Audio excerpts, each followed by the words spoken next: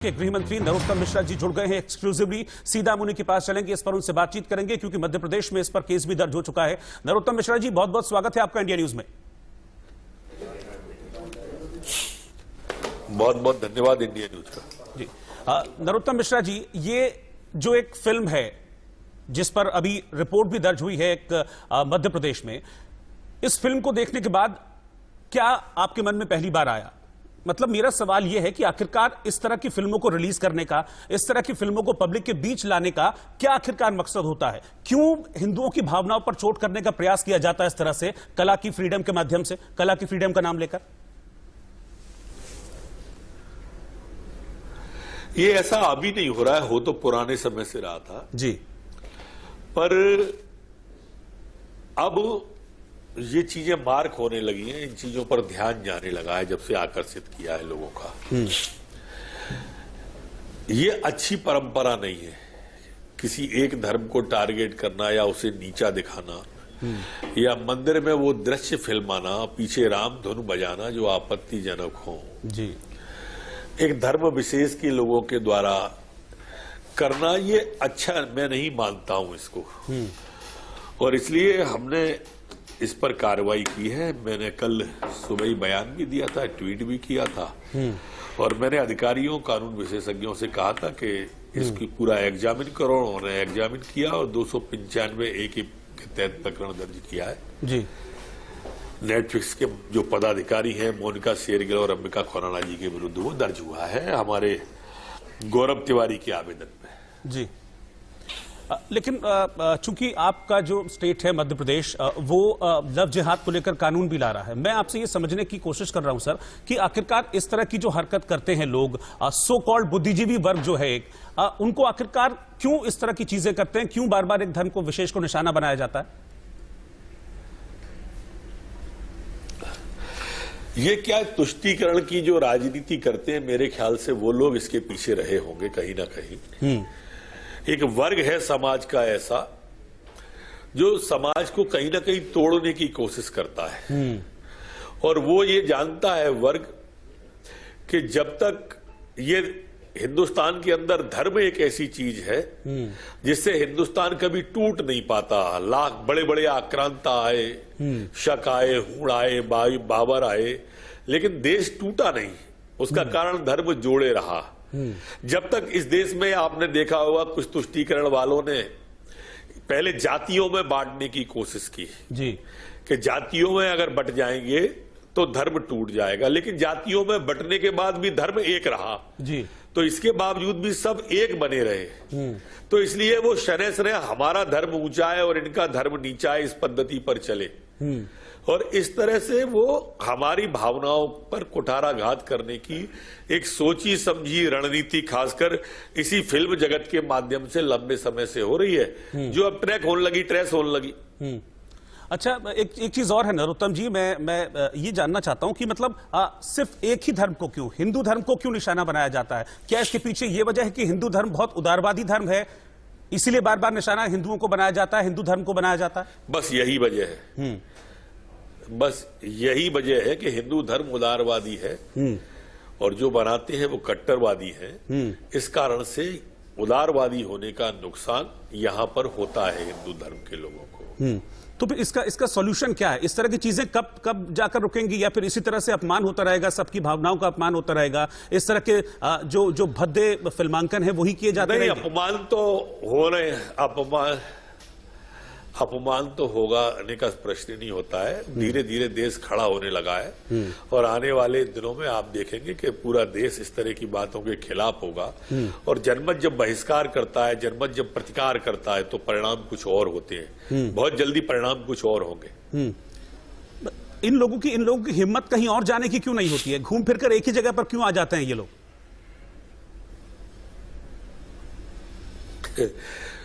बाकी धर्म इतने उदार नहीं है, वो प्रतिकार करते हैं, वो जवाब देते हैं। जवाब देना हम भी सीख रहे हैं, अब हम भी खड़े हो रहे हैं। आबादी बड़ी है, देश बड़ा है, विविधताएं लिए हुए है, अनेक भाषा, अनेक वेश, फिर भी एक देश है, इसलिए देर लगती है। जी, अच्छा नरोत्तम मिश्रा जी, एक चीज और भी देखी गई है कि जब भी इस तरह को लेकर, इस तरह की चीजों को लेकर या इस तरह की जो भावनाएं भड़काने वाली चीजें हैं, आहत करने वाली चीजें हैं, इसको लेकर जब आवाज उठाई जाती है, विरोध किया जाता है, तो एक सो कॉल्ड गैंग है, वो फ्रीडम ऑफ स्पीच के नाम पर या कुछ भी दिखाने की लिबर्टी के नाम पर अपना झंडा बुलंद करने लगते हैं, विलाप करने लगते हैं ये लोग। बिल्कुल सही, आप तो मेरे मन की बातें कह रहे हो आज, पता नहीं क्यों। वो गैंग का भी असर आप देख रहे होंगे, धीरे धीरे कांग्रेस जैसे ही हो रहा है, सिमटते जा रहे हैं धीरे धीरे, जैसे कांग्रेस माइक्रोस्कोप से देखनी पड़ेगी ना आपको, ऐसे ही ये लोग जैसे जैसे देश खड़ा होता जाएगा ना, आप देखना कि ये सब इतिहास की वस्तु बनेंगे आने नहीं तो कल। ये जो तुष्टीकरण की नीति वाले हैं, ये असहिष्णुता का जो नारा लगाने वाले लोग हैं, नए नए शब्दों को गढ़ते हैं, मेडल वापसी वाले लोग जो है ना, ये सारे लोग एक दिन आप देखिए इतिहास की वस्तु बनेंगे। देश खड़ा होना शुरू हो गया है जी, बिल्कुल इस तरह की चीजों के खिलाफ खड़ा होना भी चाहिए। नरोत्तम मिश्रा जी, एक चीज और है, क्योंकि देखिए बहुत पिछले कुछ वक्त से, खासतौर पर जब से ओटीटी प्लेटफॉर्म आया है, तब से आपको नहीं लगता कि बहुत ज्यादा इनको आजादी हो गई है, क्योंकि किसी भी तरह की सेंसरशिप इस ओटीटी प्लेटफॉर्म पर नहीं है, जो मन चाहे जिसका मन चाहे वो दिखा रहा है, कोई सेंसरशिप नहीं है। ये भी एक वजह है कि इस तरह के जो लोग हैं, इस तरह के जो एक गैंग है, उनको उनके हाथ मजबूत हो रहे हैं। मैं आपकी बात मानता हूं, अक्षरशः सहमत हूं आपकी बात से।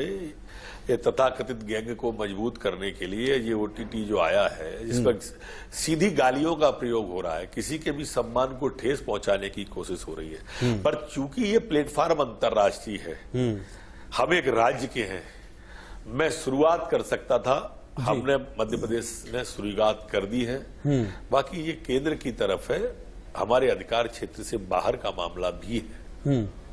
क्योंकि देखिए नरोत्तम जी, ये पहली बार नहीं है। अभी मैं अगर पिछले 6-7 महीने को मैं अगर जोड़ लूं तो उसमें नेटफ्लिक्स पर मेरी जानकारी में तीसरा मौका है जब अभी इस तरह का हुआ। एक तो ये सूटेबल बॉय जो नई फिल्म आई है, इससे पहले एक बुलबुल फिल्म आई थी, उसमें राधा के लिए गलत शब्दों का इस्तेमाल किया गया था। उससे पहले कृष्णा एंड हिज लीला करके एक फिल्म आई थी, जिसमें कृष्णा नाम का किरदार है, उसका गलत तरीके से चित्रांकन किया जाता है। तो मतलब एक नहीं है, एक नहीं, बार बार क्या परीक्षा किसी तरह की ले रहे हैं या बार बार चोट ये लोग करते हैं, इसके पीछे क्या मकसद है? क्योंकि एक नहीं, बार बार, और इत्तेफाक देखिए तीनों बार नेटफ्लिक्स पर।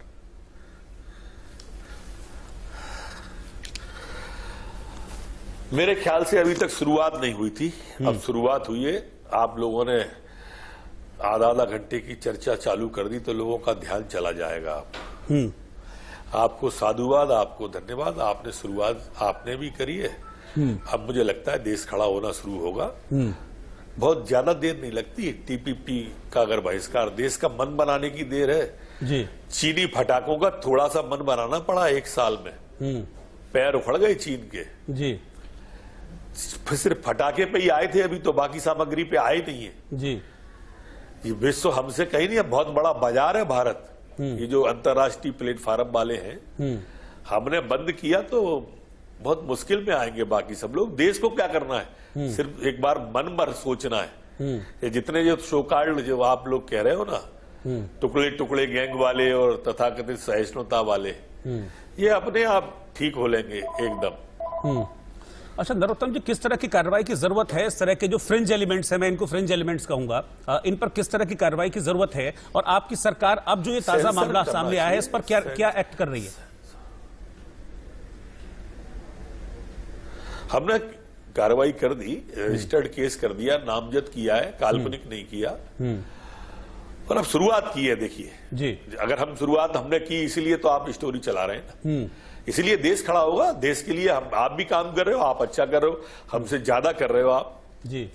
आप साधुवाद है, निश्चित रूप से परिणाम पे पहुंचेंगे, मंजिल तक पहुंचेंगे, उन लोगों तक पहुंचेंगे जो दिवाली में एक दिन की आतिशबाजी से पॉल्यूशन बढ़ा देते थे और होली पे एक दिन के रंग से पूरा वो कर देते थे, उन लोगों तक भी पहुंचेंगे, अपनी बात उन तक भी पहुंचेगी जरूर। अच्छा सर, मैं एक चीज और जानना चाहूंगा, क्योंकि इस तरह की फिल्मों में कई बार ऐसा भी देखा गया है कि एक धर्म विशेष का जो हीरो है, उसको एक धर्म विशेष के हीरोइन के साथ प्रेम संबंध दिखाया जाता है। आप लोग लव जिहाद के खिलाफ कानून बनाने में काफी आगे बढ़ चुके हैं। आपको लगता है कि इस तरह की चीजें जब एक पब्लिक प्लेटफॉर्म पर परोसी जाती हैं और फिर वो पब्लिक के बीच में पहुंचती है, पब्लिक डोमेन में पहुंचती हैं, तो इस तरह की चीजें भी लव जिहाद जैसी चीजों को और बढ़ावा देती हैं? हाँ, मैं मानता हूं ऐसा। मेरी व्यक्तिगत राय यही है जी कि इस तरह की चीजों से लव जिहाद जैसे मामलों में प्रोत्साहन मिलता है, उस तरफ भी ध्यान आकर्षित होता है। इस तरह के दृश्य होना नहीं चाहिए, लेकिन इससे इसको बढ़ावा मिलता है जी। तो फिर कोई भी लव जो जिहाद की ओर ले जाता हो, हम उसका विरोध करते हैं। अब देखिए, आप लव जिहाद कह रहे हैं, लेकिन विपक्ष तो ये कहता है कि कांग्रेस से कहते हैं कि लव जिहाद जैसी कोई चीज ही नहीं, ये तो बीजेपी का दिया हुआ शगुफा है, ये एग्जिस्ट ही नहीं करता है। वो तो ये भी कहते हैं। ये देखो, कांग्रेस के लोग तो जब लोग कहते थे कि अफजल हम शर्मिंदा है, तेरे कातिल जिंदा है, तुम कितने अफजल मारोगे, हर घर से अफजल निकलेगा, तो सबसे पहले राहुल गांधी मिलने जाते हैं उससे। भारत तेरे टुकड़े होंगे इंशाअल्लाह इंशाअल्लाह, सबसे पहले राहुल गांधी जाते हैं उससे मिलने के लिए। जो गुपकार के साथ में मिलकर चुनाव लड़ रहे हैं और कह रहे हैं कि हम उनके साथ नहीं है जो तिरंगे का विरोध कर रहे हैं, चुनाव उनसे मिलकर लड़ रहे हैं। तो ये कुछ दिखाने का कुछ और है, वास्तविकता में कुछ और है। सुबह को और कुछ, शाम को और कुछ, धूप में और कुछ, छांव में और कुछ। कांग्रेस की पॉलिसी ऐसी है और यही कारण है कि मैंने कहा कि अब ये ढूंढते रह जाओगे आप कांग्रेस को।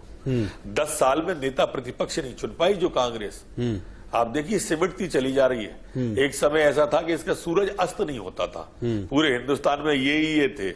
आज 2-4 प्रदेशों में रह गए, वो भी कब तक, अगला चुनाव नहीं हो तब तक। तो सर, इसके लिए क्या, इस तरह की चीजों को रोकने के लिए, इस तरह के कंटेंट को रोकने के लिए कोई रेगुलेटरी बॉडी होनी चाहिए कि जो कम से कम इस तरह के कंटेंट पर विचार तो करे, उसको पब्लिक प्लेटफॉर्म पर रिलीज करने से पहले उसको सोचा जाए। इस पर तो सेंटर को भी आगे सोचना चाहिए। फिर निश्चित रूप से अब शुरुआत हुई है तो इस दिशा में भी बढ़ेंगे, कोई ना कोई रेगुलेटरी के बारे में भी विचार होगा। अभी शुरुआत है, आज अपन कोई भी बात कर लेंगे तो थोड़ा जल्दी हो जाएगा। तो अभी थोड़ा सा और मथने दो, अपन मानते हैं कि मक्खन निकलेगा, घी निकलेगा, थोड़ा मथने और दो अभी। जी अच्छा, मैं लव जिहाद के बारे में भी बात करना चाहूंगा, क्योंकि आप लोग कानून को लेकर लगातार आगे बढ़ रहे हैं लव जिहाद पर। एक सवाल विपक्ष का ये रहता है, लव कर लो, आपको जितनी बात करना है कर लो। जी, लव जिहाद को लेकर एक विपक्ष का यह सवाल रहता है कि आप तय कैसे करेंगे कि वो प्रेम है या जबरदस्ती है, इसको कैसे आप लोग तय करेंगे? ये सवाल भी विपक्ष की ओर से लगातार उठाया जा रहा है। आपके कानून को लेकर वो लगातार सवाल उठाते हैं इसको।